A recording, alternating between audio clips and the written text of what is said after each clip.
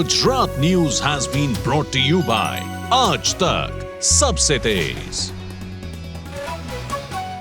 નમસ્કાર અમેરિકા, આપ જોઈ રહ્યા છો ગુજરાત તકની વિશેષ રજૂઆત। આપની સાથે હું છું નીલમ ખારેચા। દેશ દુનિયાના તમામ મહત્વના સમાચાર પર નજર કરીશું, પરંતુ સૌથી પહેલા નજર કરીએ મુખ્ય સમાચાર પર। કોંગ્રેસના વધુ એક ધારાસભ્યએ આપ્યું પદથી રાજીનામું। જૂનાગઢની માણાવદર બેઠકથી ધારાસભ્ય અરવિંદ લાડાણીએ શંકર ચૌધરીને સોંપ્યું રાજીનામું। ટૂંક સમયમાં જોડાશે ભાજપમાં।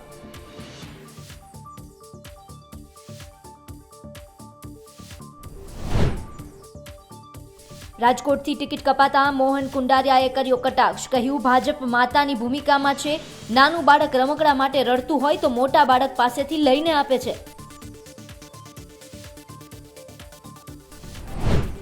જાયન્ટ કિલર પૂર્વ ધારાસભ્ય કનુ કલસરિયા કરી શકે છે ઘર વાપસી। CR પાટીલે ભાવનગરમાં કરી કનુ કલસરિયા સાથે ખાનગી મુલાકાત। ખેડૂતોમાં આગવી છાપ ધરાવે છે કલસરિયા। પીએમ મોદીના મમતા સરકાર પર પ્રહાર। પરગનામાં કહ્યું, મમતા સરકારમાં મહિલાઓ અસુરક્ષિત। બંગાળ સરકાર સંદેશ ખાલીના અત્યાચારીઓને બચાવે છે।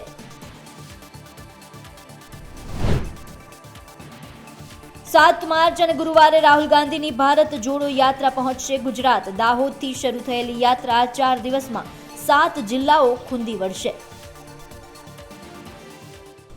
વિગતવાર સમાચારની વાત કરીએ તો રાહુલ ગાંધી દ્વારા ભારત જોડો ન્યાય યાત્રાની જે શરૂઆત કરવામાં આવી છે, આ ન્યાય યાત્રા છે તે હવે ગુજરાત ખાતે પહોંચનાર છે। ત્યારે શું કાર્યક્રમ છે તે જાણો આ રિપોર્ટમાં।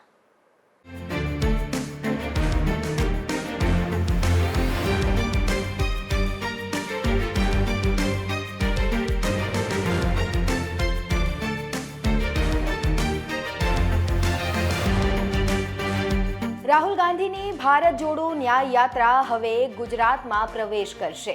7મી માર્ચના રોજ રાહુલ ગાંધી ગુજરાતમાં આવી રહ્યા છે અને તેને લઈને કોંગ્રેસે તો તડામાર તૈયારીઓ કરી નાખી છે। તૈયારીઓને આખરી ઓપ આપવામાં આવી રહ્યો છે, પરંતુ આ યાત્રા પણ આ વખતે ખૂબ જ ખાસ છે।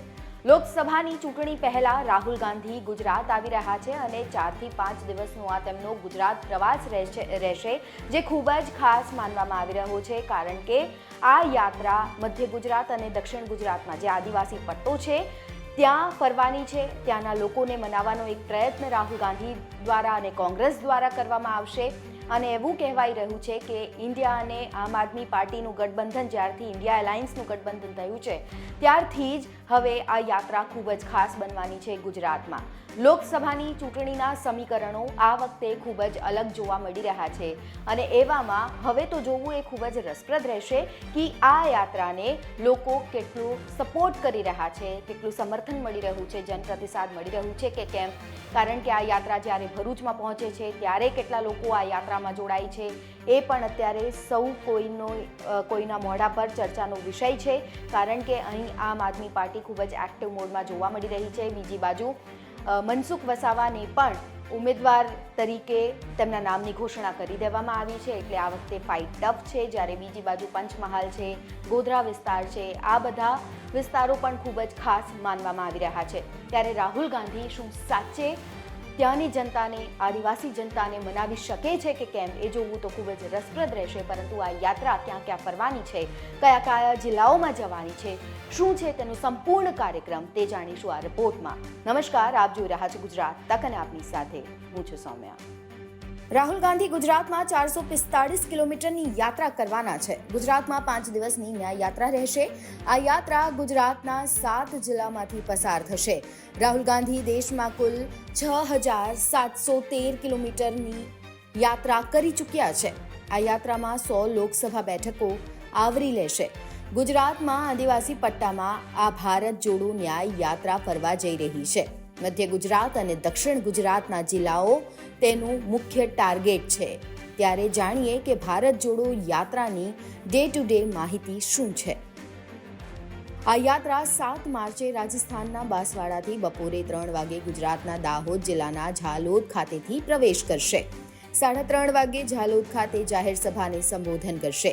ન્યાય યાત્રા ઝાલોદથી નીકળી લીંબડી ખાતે પહોંચશે। લીંબડી ખાતે રાહુલ ગાંધી રાત્રિ રોકાણ કરશે। 8 માર્ચે સવારે 8 વાગે દાહોદ બસ સ્ટેશનથી સરદાર પટેલ સર્કલ સુધી આ પદયાત્રા કરવામાં આવશે. દાહોદથી સવારે 10 વાગે લીમખેડા પહોંચશે. સ્થાનિક કાર્યકરો અને નેતાઓ યાત્રાનું સ્વાગત કરશે. આંતરરાષ્ટ્રીય મહિલા દિવસ નિમિત્તે કાર્યક્રમ યોજાશે. ન્યાય યાત્રા સવારે 11 વાગે પીપલોદ પહોંચશે, જ્યાં યાત્રાનું સ્વાગત થશે. 11:30 વાગે પંચમહાલના ગોધરા ખાતે આ યાત્રા પહોંચશે. ગોધરા ખાતે યાત્રાનું સ્વાગત અને કોર્નર બેઠક યોજવામાં આવશે. બપોરના ભોજન બાદ 2 વાગે યાત્રા હાલોલ પહોંચશે. હાલોલ ખાતે પદયાત્રા, કોર્નર મીટિંગ અને સ્વાગતનું આયોજન કરાશે. હાલોલથી યાત્રા પાવાગઢ પહોંચશે, જ્યાં યાત્રાનું સ્વાગત થશે. પાવાગઢ મંદિરે રાહુલ ગાંધી દર્શન કરી શકે છે તેવી શક્યતાઓ છે. યાત્રા પાવાગઢથી શિવરાજપુર અને પછી જાંબુઘોડા પહોંચશે. ન્યાય યાત્રાનું બોડેલી ખાતે રાત્રિ રોકાણ થશે. હવે વાત કરીએ 9મી માર્ચની. 9મી માર્ચે સવારે 8 વાગે બોડેલીથી નસવાડી આ યાત્રા પહોંચશે, જ્યાં સ્વાગત અને કોર્નર બેઠક યોજવામાં આવશે. નસવાડીથી રાજપીપળા ન્યાય યાત્રા પહોંચશે, જ્યાં સ્વાગત અને ભોજનનો પ્રોગ્રામ છે. રાજપીપળાથી કાલાઘોડા, જ્યાં બેંક ઓફ બરોડા સર્કલ ખાતે ન્યાય યાત્રાનું સ્વાગત કરાશે. બેંક ઓફ બરોડા સર્કલથી નેત્રંગ આ યાત્રા પહોંચશે, જ્યાં 2.5 કલાક કોર્નર બેઠક થશે. 10 તારીખે સવારે માંડવી ખાતે યાત્રાનું આગમન થશે. રાહુલ ગાંધી માંડવીથી બારડોલીના સ્વરાજ આશ્રમની પણ મુલાકાત લેશે. બારડોલી ખાતે સ્વાગત અને કોર્નર મીટિંગનું આયોજન થશે. આ યાત્રા બારડોલીથી બાજીપુરા અને બાજીપુરાથી વ્યારા પહોંચશે. વ્યારા ખાતે પદયાત્રા, સાંસ્કૃતિક કાર્યક્રમ અને કોર્નર બેઠક યોજાશે. આ યાત્રા વ્યારાથી સોનગઢ પહોંચશે, જ્યાં મહારાષ્ટ્ર કોંગ્રેસ સમિતિ પ્રમુખને ફ્લેગ આપશે.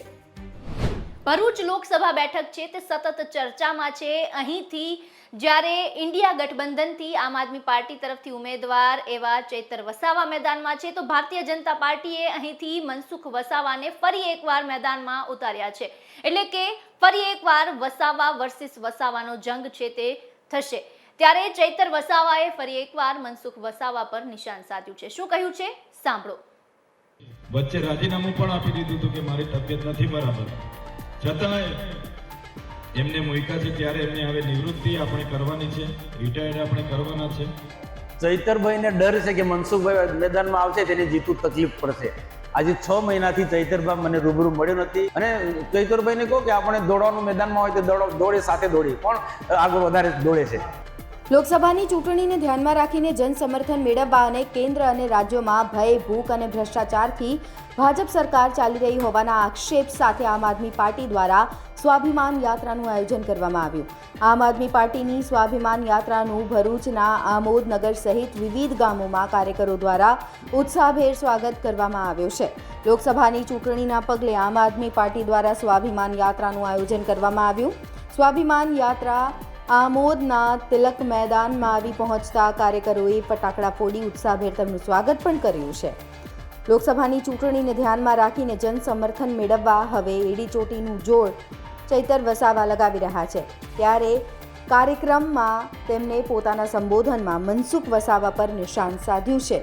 ત્યારે બીજી બાજુ મનસુખ વસાવાએ પણ વળતો જવાબ ચૈતર વસાવાને આપ્યો છે. કોણે શું કહ્યું, આવો સાંભળીએ. દાદાને આ વખતે આપણે આરામ આપીએ. ઘણીવાર તબિયત નાંદુરસ્ત હોય છે, એમની અનેક ફરિયાદ હોય છે. વચ્ચે રાજીનામું પણ આપી દીધું હતું કે મારી તબિયત નથી બરાબર, છતાંય એમને મૂક્યા છે. ત્યારે એમને હવે નિવૃત્તિ આપણે કરવાની છે, રિટાયર્ડ આપણે કરવાના છે.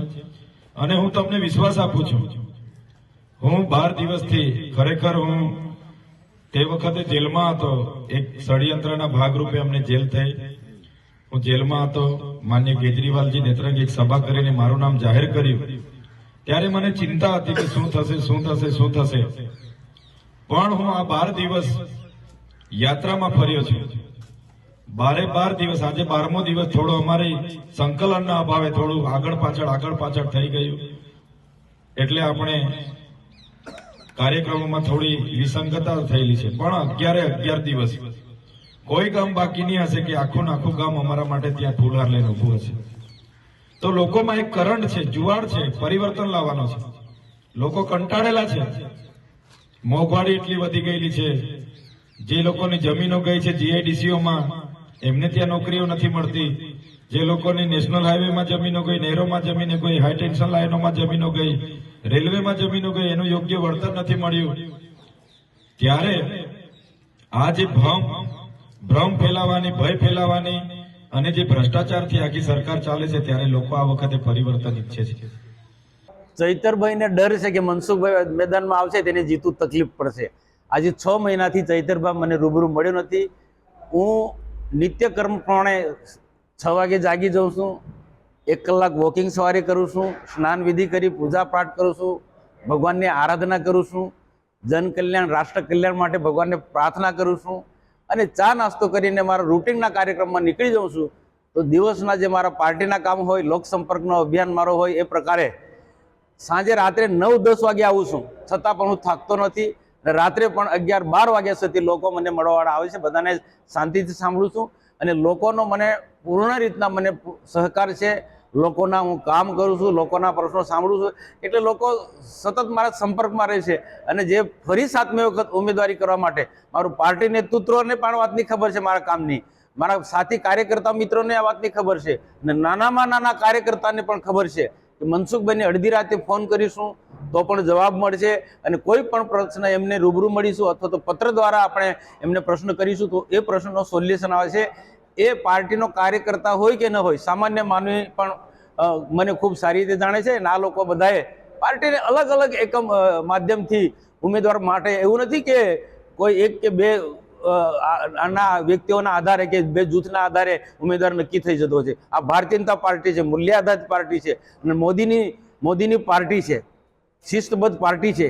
એ ગમે તેવા રસ્તે ચાલતામાં માણસને ઉમેદવાર ના બનાવી દે, એક પાસાનો અભ્યાસ કરે, અલગ અલગ માધ્યમથી ઉમેદવાર કેવો હોવો જોઈએ, શું છે 6 ટર્મથી છે મનસુખભાઈ તમારા માટે શું કામ કર્યા છે અને લોકોએ મારા પોઝિટિવ જવાબ આપ્યા છે.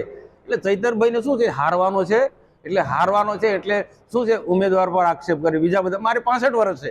આજે રાજનીતિમાં 75-80 વર્ષના લોકો કામ કરે છે. એટલે તંદુરસ્તી મારા માટે કોઈ પ્રશ્ન જ નથી. અને ચૈતરભાઈને કહો કે આપણે દોડવાનું મેદાનમાં હોય તો દોડે સાથે દોડીએ, કોણ આગળ વધારે દોડે છે. લોકસભા ચૂંટણીના પડઘમ છે તે સંભળાઈ રહ્યા છે, ત્યારે ભારતીય જનતા પાર્ટી તરફથી 195 મુરતિયા છે તેના નામની જાહેરાત કરવામાં આવી છે. ગુજરાતની વાત કરવામાં આવે તો ગુજરાતમાં પણ 15 ઉમેદવાર છે તેના નામની જાહેરાત છે તે કરવામાં આવી છે અને આ 15 ઉમેદવારમાંથી એક ઉમેદવાર એવા છે કે જેની ટિકિટ કપાઈ છે. અમે વાત કરી રહ્યા છીએ રાજકોટના સાંસદ મોહન કુંડારિયા.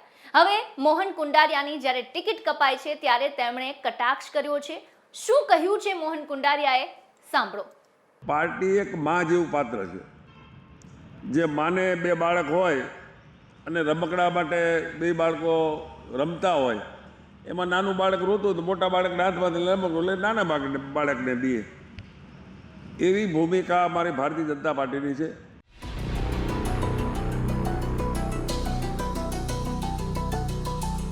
રાજકોટ લોકસભાની બેઠક પરથી 2 વખત ચૂંટણી લડી જીત મેળવેલા મોહન કુંડારિયાનું આ વખતે પત્તું કપાયું છે. કુંડારિયાએ લોકસભાની ટિકિટ નથી મળી ત્યારે મોહન કુંડારિયાએ પત્રકાર પરિષદને સંબોધન કર્યું હતું, જેમાં વડાપ્રધાન નરેન્દ્ર મોદીનો આભાર વ્યક્ત કર્યો હતો. જો કે આ સમયે તેમણે લોકસભાની ટિકિટ કપાવવા મુદ્દે કટાક્ષ કર્યો હતો અને કહ્યું હતું કે ભારતીય જનતા પાર્ટી એ માં સમાન છે અને નાનું બાળક રમકડા માટે રડતું હોય તો માતા રમકડું મોટા બાળક પાસેથી લઈને નાના બાળકને આપી દે છે. આ જ ભાજપની પ્રક્રિયા છે. આ રીતે કુંડારિયાએ કંઈ પણ ન કહીને ઘણું બધું કહી દીધું હતું.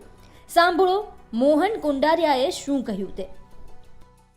આ વખતે પ્રદેશ પાર્લામેન્ટરી બોર્ડ અને રાષ્ટ્રીય પાર્લામેન્ટરી બોર્ડે એક નિર્ણય કર્યો કે પરસોત્તમભાઈ રૂપાલા રાજકોટથી ચૂંટણી લડશે. તો એક સ્વાભાવિક અમારી પ્રક્રિયા છે. મને પણ આ ભારતીય જનતા પાર્ટીએ 9 વખત ટિકિટ આપી છે અને 8 હું ચૂંટણી લડ્યો છું અને દરેક વખતે જીતો છું. આ પાર્ટી મને ગુજરાતમાં હોય, કેન્દ્રમાં હોય, મંત્રીમંડળમાં પણ મને કામ કરવાની તક આપી છે. તો પાર્ટી એક માં જેવું પાત્ર છે. જે માને 2 બાળક હોય અને રમકડા માટે 2 બાળકો રમતા હોય, એમાં નાનું બાળક રોતું તો મોટા બાળકને હાથમાંથી રમકડું લઈ નાના બાળકને દે, એવી ભૂમિકા અમારી ભારતીય જનતા પાર્ટીની છે. તો ખાસ કરીને જે રૂપાલાજી અમારા ગુજરાતના પૂર્વ પ્રદેશ અધ્યક્ષ પણ રહી ચૂક્યા છે, અમારા સિનિયર છે, એમને ટિકિટ આપીને અહીંયા જીતાડવાની જવાબદારી મારી ભારતીય જનતા પાર્ટીના કાર્યકર્તાની છે અને સવિશેષ મારી પણ છે. તો બને મળી તેના કરતાં ડબલ લીડ એમને મળે એવો અમારા પ્રયત્ન રહેશે. અત્યારે અહીં સવાલ એ છે કે શું લોકસભાની ટિકિટ એ રમકડું છે અને પરસોત્તમ રૂપાલા શું નાનું બાળક છે? જોવાનું એ રહેશે કે આગામી સમયમાં ભાજપ તરફથી કે પછી પરસોત્તમ રૂપાલા તરફથી આ નિવેદનને લઈને કોઈ પ્રતિક્રિયા આવે છે કે કેમ. રાજકોટથી રોનક મજીઠિયાનો અહેવાલ, ગુજરાત તક.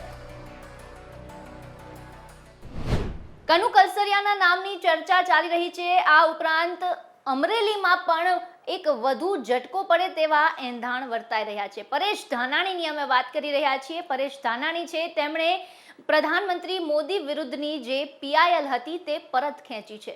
શું છે સમગ્ર વિગત તે જાણો આ રિપોર્ટમાં.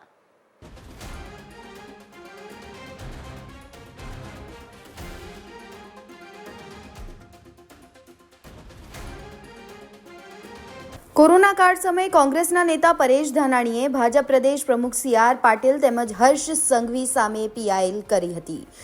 જે PIL તેઓએ પરત ખેંચતા અનેક ચર્ચાઓએ જોર પકડ્યું છે. અર્જુન મોઢવાડિયાના ભાજપમાં જોડાયા બાદ ધાનાણીએ PIL પરત ખેંચતા પરેશ ધાનાણી વિષય પર નવી ચર્ચાઓ શરૂ થઈ ગઈ છે. વર્ષ 2022ની ચૂંટણીમાં ભાજપના કૌશિક વેકરિયાએ પરેશ ધાનાણીને હરાવ્યા હતા. 2002માં પહેલી ચૂંટણી જીત્યા પછી 2007માં પણ પરેશ ધાનાણી વિપક્ષના નેતા હતા.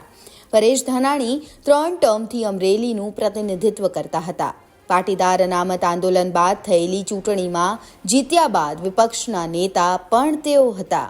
પરેશ ધાનાણીનો મતદારો સંપર્ક નહીં કરી શકતા ધાનાણી વિષય ચર્ચાઓએ જોર પકડ્યું છે. શું અરજી કરી છે? કોંગ્રેસના નેતા પરેશ ધાનાણીએ ભાજપના પ્રદેશ પ્રમુખ CR પાટીલ દ્વારા રેમડેસિવિરની અનધિકૃત ખરીદી અને ગેરકાયદે વિતરણ મુદ્દે ગુજરાત હાઈકોર્ટમાં PIL કરી છે. આ અંગે વકીલ આનંદ યાજ્ઞિકે ગુજરાત હાઈકોર્ટમાં PIL ફાઇલ કરી છે. શું છે મામલો? ભાજપ દ્વારા 5,000 રેમડેસિવિર ઇન્જેક્શન ખરીદી અને સુરતમાં મફતમાં વેચવામાં આવી રહ્યા હતા. આ અંગે ભાજપે જાહેરાત પણ કરી હતી. ત્યારે આ મુદ્દે ગુજરાત સરકાર એટલે કે CM રૂપાણીને પૂછવામાં આવ્યું તો તેમણે પણ એમ જ કહ્યું હતું કે આ અંગે સરકાર અજાણ છે. CR પાટીલને જ પૂછો કે તેઓએ આ ઇન્જેક્શનનો જથ્થો ક્યાંથી મંગાવ્યો છે, ક્યાંથી તેઓ લાવ્યા છે અને કેવી રીતે લાવ્યા છે. આ મુદ્દે હવે તપાસના આદેશ છે. આ મુદ્દે ઘમાસાણ મચ્યું છે. જ્યારે સરકાર પાસે પણ રેમડેસિવિરનો પૂરતો જથ્થો નથી, ત્યારે ભાજપના CR પાટીલ પાસે આ જથ્થો કેવી રીતે આવ્યો અને તેઓ કયા બેઝ પર આ ઇન્જેક્શનનું વેચાણ કરી રહ્યા છે, આ મુદ્દે તપાસના આદેશ કરવામાં આવ્યા હતા. ત્યારે મહત્વની વાત તો એ છે કે ધાનાણીએ PIL પરત ખેંચી લીધી છે અને એ પણ જ્યારે અર્જુન મોઢવાડિયા ભારતીય જનતા પાર્ટીમાં જોડાયા છે ત્યારે જ આ PIL પરત ખેંચવામાં આવી છે, જે અત્યારે ચર્ચાનો વિષય છે. બ્યુરો રિપોર્ટ, ગુજરાત તક. સમાચારમાં હાલ સમય થયો છે એક નાનકડા વિરામનો. Gujarat News has been brought to you by Aaj Tak, Sabse Tez.